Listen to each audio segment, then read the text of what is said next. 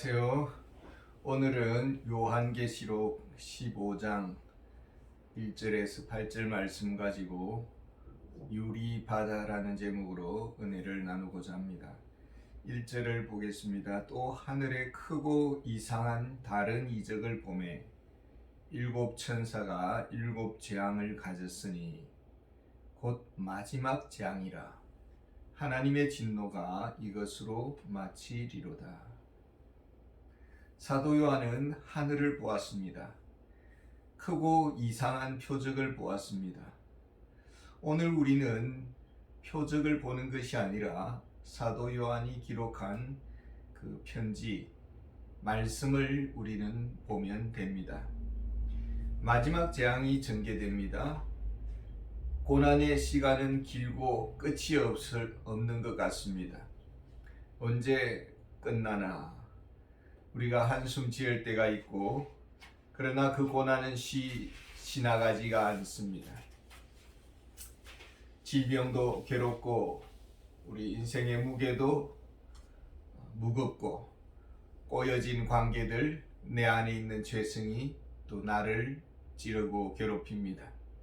그러나 끝은 반드시 오게 됩니다. 2절에 보면은 또 내가 보니 불이 섞인 유리바다 같은 것이 있고 짐승과 그의 우상과 그의 이름의 수를 이기고 벗어난 자들이 유리바다 가에 서서 하나님의 금은고를 가지고. 사도 요한이 본 것은 유리바다입니다. 맑고 깨끗합니다. 밟고 지나가면은 얼룩 자국이 질 것입니다. 검은 발자국, 붉은 발자국, 천국은 조금의 얼룩도 용납하지 않습니다.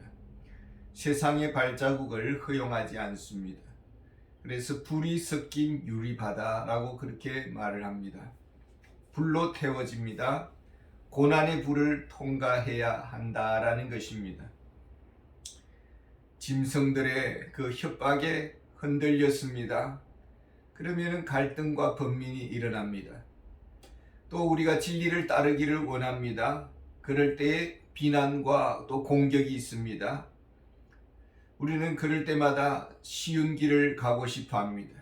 이런 나약함, 연약함은 고난의 불을 초래하는 것입니다. 세상 편하게 살고 싶습니다. 이런 영적 테마는 고난의 불을 불러옵니다. 남 탓하려는 무책임은 시련의 불로 다가서는 지름길입니다. 수많은 아픔과 질병들이 있습니다. 그 원인들의 대부분은 내 안에서 자초한 원인 제공입니다. 죄의 깊은 속성은 시련의 불 가운데로 태워지게 되는 것입니다. 내가 이만하면 양반이라고 스스로 생각을 합니다. 그러나 고난의 파도가 지나가면은 내가 얼마나 참 잘못되었는가를 깨닫게 됩니다. 아직도 나는 많이 멀었구나. 언제쯤 내가 예수님의 그 높은 그 신앙의 경지에 이를까 한숨 지을 때가 있습니다. 영적 전쟁의 불이 지나가기도 합니다. 우리가 이 다툼이 우리의 사고, 생각 속에서 일어납니다. 또 깊이 감추어진 선뿌리들이 드러납니다. 그래서 우리가 산다는 것이 쉬운 것은 아닙니다. 내 마음을 지킨다는 것은 만만치가 않습니다. 우리가 천국 길을 향해 가고 있습니다. 불이 섞여 있는 이 시간들을 지나고 있습니다. 불만 있겠습니까? 광야의 시험, 목마름의 시험, 욕망의 시험을 넘어야 합니다. 이 유리바다는 삶의 여정입니다. 이스라엘 백성들이 홍해를 지났습니다. 홍해를 지날 때에 홍해 앞에서 모세를 원망하기도 했습니다. 애국 군사의 추격 앞에서 그들은 발을 동동 구르기도 했습니다. 왜 이 길을 가야만 하는가? 그들은 갈등했습니다. 되돌아가고 싶었습니다. 다시 그 홍해와 그 광야를 지나라고 한다면은 도저히 자신이 없을 것입니다. 고개를 쩔레쩔레 흔들 것입니다. 쉽지 않습니다. 모르고 지나온 길이기 때문에 그저 여기까지 왔을 뿐입니다. 다시는 건너기 싫은 그런 죽음의 광야요 홍해 길입니다. 이 모든 불의 율바다를 지나고 이제 승리자들이 서 있습니다. 이스라엘 백성들과 모세는 홍해를 지나고 나서 출애굽기 시도장에 보면은 찬양을 부릅니다. 승리자들만이 찬양을 부를 수가 있습니다. 승리자들에게 주어진 것이 무엇입니까? 그들에게는 이제 축제가 남았습니다. 하나님의 금고를 가지고 기쁨과 감사의 찬양을 준비하고 있습니다. 3절에 보면은 하나님의 종 모세의 노래, 어린 양의 노래를 불러 이르되 주 하나님 곧 전능하신 이시여 하시는 일이 크고 놀라우시도다. 만국의 왕이시여 주의 길이 의롭고 참되시도다. 지금 누구를 찬양하고 있습니까? 어린 양을 찬양하고 있습니다. 이 어린 양이란 바로 예수 그리스도를 가리킵니다.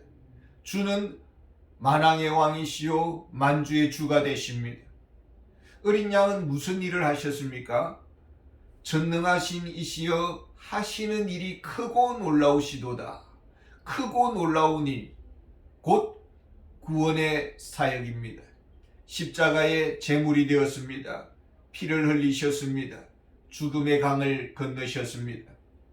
이것은 전능하신 하나님의 일입니다. 인간이 구원의 은혜의 선물을 인간은 받을 뿐입니다. 구원은 하나님의 일입니다. 예수님의 피값은 무한하십니다. 십자가는 하나님의 지혜요 하나님의 방법입니다. 인간에게는 답이 없습니다. 예수의 피밖에는 다른 길이 없습니다. 이것은 의로운 길이요 거룩하신 방법이요 거룩하신 희생입니다. 하나님의 이 길에 토를 달 자가 있겠습니까? 4절에 보면은 주여 누가 주의 이름을 두려워하지 아니하며 영화롭게 하지 아니하오리까? 오직 주만 거룩하시니이다. 주의 의로우신 일이 나타났음에 만국이 와서 주께 경배하리다 하더라. 십자가의 방법, 우리는 죄인입니다.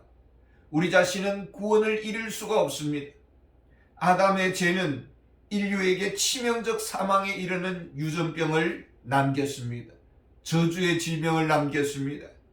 아담의 반항적인 기질을 우리는 가지고 있습니다. 아담의 타락성을 가지고 있습니다. 아담의 깊은 죄의 뿌리는 예수의 피가 해답입니다.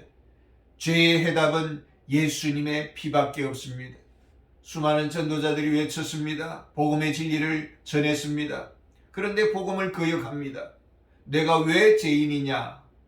왜 죄는 아담이 짓고 내가 벌을 받아야 하느냐? 내가 지금까지 어떻게 살았는데, 비단결처럼 한결같이 곱게 살았는데 왜 내가 심판을 받아야 되느냐? 왜 내가 죽어야 되느냐? 왜 암의 사망 진단서를 내가 지금 받아야 되느냐? 너무 억울해하는 것입니다. 나보다 더 못된 사람, 못난 사람들도 많은데, 그래서 복음을 거부합니다. 저들에게는 아무런 대안이 없습니다. 지옥만이 해답입니다. 하나님의 진리는 논쟁의 대상이 아닙니다. 진리는 믿음의 대상입니다. 고난의 불을 견디었습니다. 그리고 고난 앞에서 깊이 생각했습니다. 이 고난으로 인해서 나를 새롭게 해달라고 간절히 간구했습니다. 이 슬픔의 시간을 통해서 나를 변화시켜달라고 주님 앞에 매달렸습니다. 혹시 내가 다른 사람들을 아프게 했던 일은 없는지 살펴보는 시간이 되고, 주님의 십자가를 생각하면서 나를 위해서 죽으신 주님은 또 얼마나 더 억울할까? 그리고 내가 당하는 오늘의 억울함을 견뎌내는 것입니다. 복음을 거역한 자들은 어떻습니까? 항상 자신이 옳습니다. 항상 자신이 의롭습니다. 항상 자기를 자랑합니다. 자기 의에 도취되어 있습니다. 그리고는 다른 사람들을 비방합니다. 모두가 죄인이고 나만 옳습니다. 그래서 다른 사람의 허물을 지적질합니다. 자신의 의만 자랑합니다. 두 종류의 사람이 있습니다. 모래 위에 집을 지은 사람, 반석 위에 집을 지은 사람, 유리바다를 걷는 승리자가 있고 유리바다를 건너지 못하는 낙오자가 있습니다. 두 종류의 사람만 있을 뿐입니다. 이제 유리바다를 건너지 못한 자들의 그 끝은 어떻게 됩니까? 5절에 보면 또 이 일 후에 내가 보니 하늘의 증거 장막의 성전이 열리고, 하늘에 성전의 본체가 있습니다. 언약궤를 모신 그 증거의 장막이 있고 여기에는 하나님께서 머무시는 것입니다. 6절에 보면 일곱 재앙을 가진 일곱 천사가 성전으로부터 나와 맑고 빛난 세마포옷을 입고 가슴에 금띠를 띠고, 성전의 제사장들이 세마포옷을 입고 성전 사역을 합니다. 일곱 천사는 하늘의 제사장으로서 세마포옷을 입었습니다. 그리고 가슴에 금띠를 띄었습니다. 천사들의 가슴에는 하나님의 마음을 품었다라는 것입니다. 무엇에든지 순결하고 무엇에든지 거룩하고 무엇에든지 고결합니다. 우리의 가슴이 그와 같기를 원합니다. 항상 진리의 심장을 지니기를 원하고 말씀의 고동 소리가 우리 심장에서 뛰기를 원하고 맑고 깨끗한 마음, 부드럽고 따뜻한 성품이기를 원합니다. 7절에 내 생물 중에 하나가 영원토록 살아계신 하나님의 진노를 가득히 담은 금대접 7을 그 7 천사들에게 주니, 요한계시록 4장에 보면은 수정 같은 유리바다가 있습니다. 그리고 보좌 가운데 또 보좌 주위에 네 생물이 있습니다. 사자와 같고 송아지와 같고 사람과 같고 독수리와 같은 네 생물이 있었습니다. 우리는 이들을 특별한 천사라고 했습니다. 이제 그 네 천사가 하나님의 진노의 그 금대접 7 금대접을 7 천사들에게 줍니다. 본래 이 금대접은 기도를 담는 그런 그릇인데 여기서는 진노를 담은 금대접입니다. 이 금대접을 쏟을 때에 하나님의 마음은 어떠할까요? 진노의 금대접이 쏟아질 것입니다. 그동안 재앙이 있었습니다. 이것은 지옥의 심판의 맛보기입니다. 맛을 보게 하면서 돌아오라시는 하나님의 최후 통첩입니다. 그러나 이제는 최후 통첩의 시간이 끝났습니다. 멸망의 길만 남았습니다. 끝내 탕자는 돌아오지 않았습니다. 돌아오지 아니하면 어떻게 될까요? 얼마 전에 TV 다큐에 한 사람의 인생을 보여주고 있었습니다.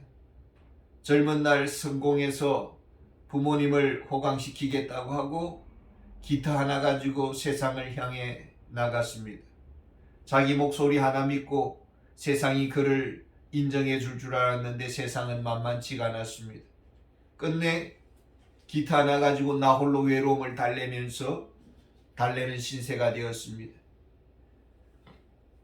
이제는 그저 다 녹슨 중고 소형 트럭 하나 하고 그리고 쓰레기 박스를 가득 채운 리어카 하나 가지고 공원에서 노숙자로 지내는 것을 보았습니다.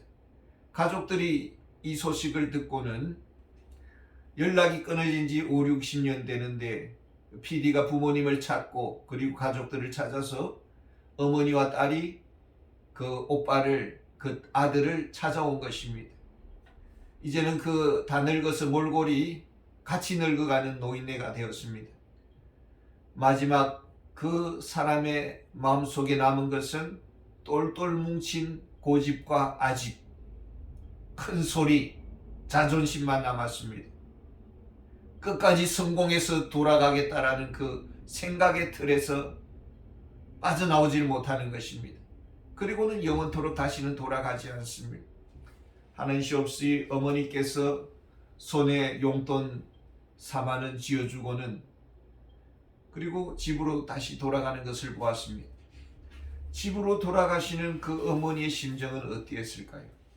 8절에 보면은 하나님의 영광과 능력으로 말미암아 성전의 연기가 가득 차매 일곱 천사의 일곱 재앙이 마치기까지는 성전에 능히 들어갈 자 없더라.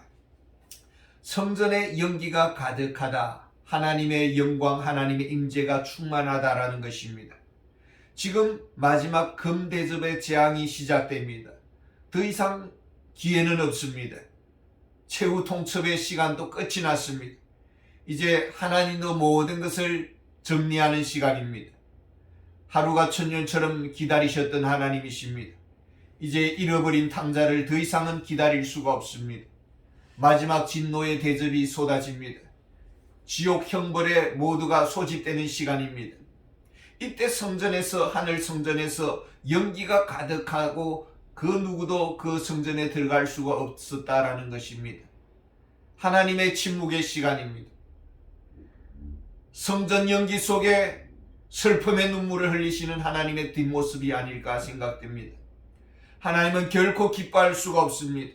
그리고 그 누구와도 대화를 나눌 수가 없습니다. 하나님의 슬픈 깊은 뒷모습입니다. 인생을 창조하신 하나님, 모든 사람이 구원을 받기를 원했습니다. 이제는 끝입니다. 하나님의 마음이 찢어집니다. 무너집니다. 내 사랑하는 자가 끝내 돌아오지 않습니다. 그리고 정반대의 길을 걸어갑니다. 결코 돌이키지 않았습니다. 굿바이라고 합니다. 멀리 영원히 떠났습니다. 이별을 선언합니다. 내 사랑하는 자녀가 끝까지 어둠의 길을 향해 걸어간다면 그 부모의 심정은 어떠할까요? 이것이 하나님의 마음입니다. 우리 하나님은 심판을 즐기시는 잔인하신 하나님이 아니십니다. 십자가의 고통의 그 선잔을 홀로 마시시는 그런 주님이십니다. 이 생명의 길을 외면했습니다. 하나님의 깊은 슬픔을 우리는 알고 있습니까? 그 슬픔이 우리의 슬픔이 되고 그 눈물이 우리의 눈물이 되기를 원합니다. 신들러 리스트라는 영화를 보면은 2차 세계대전 때에 독일 나치가 유대인들을 학살했습니다. 신들러라는 사람이 공장을 세워서 많은 사람 유대인들을 고용합니다. 그 고용된 유대인들은 살아남을 수가 있습니다. 그 외에는 모두가 포로 수용소로 끌려가서 죽게 되는 것입니다. 신들러의 최후의 후회의 그 말을 기억하고 있습니다. 내가 좀 더 최선을 다해서 한 사람이라도 더 고용할 수 있었더라면 저들을 살릴 텐데 하면서 후회하는 마음을 담고 있는 것을 보았습니다. 이런 간절함이 오늘 우리 그리스도인들에게 있기를 원합니다. 감사합니다.